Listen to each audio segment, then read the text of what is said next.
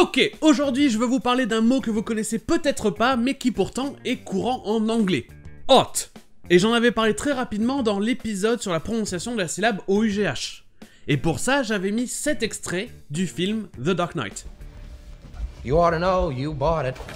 Shit. Ça se prononce donc hot, tout comme le mot qui vient après, bot. Hot. You ought to know, you bought it. Shit.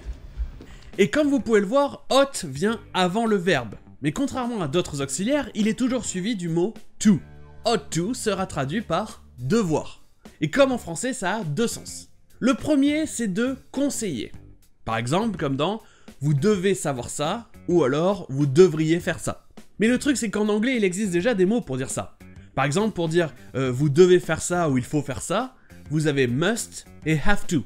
Et pour dire vous devriez faire ça, qui est un conseil plus qu'une obligation, on a l'auxiliaire should. Et bien l'idée, c'est que s'il y avait une jauge d'intensité d'obligation, où l'obligation était tout en haut et le conseil était en bas, ought to irait entre les deux.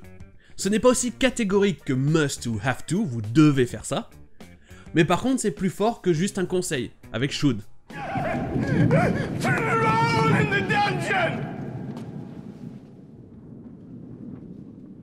Thought you ought to know. Hey you, get your damn hands off her. You really think I ought to swear? Yes, Oh, I still don't think you're the god of thunder. But you ought to be. Et le deuxième sens de devoir et ought to, c'est la probabilité que quelque chose se passe. Comme par exemple dans les invités devraient arriver bientôt. Et en anglais, encore une fois, il y a déjà un mot pour dire ça. Et c'est toujours l'auxiliaire should. Should permet de dire devoir au conditionnel. Donc dans ces cas-là, ought to et should sont synonymes. Même si ought to semblerait montrer une plus grande probabilité, être un peu plus fort que should. If the ship's as fast as it's boasting, we ought to do well. This ought to be good. Unbelievable. This ought to get the Senate off my ass.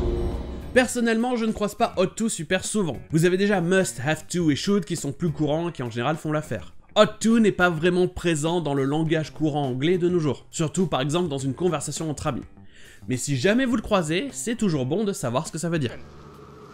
That ought to do it. Thanks very much, Ray. À demain!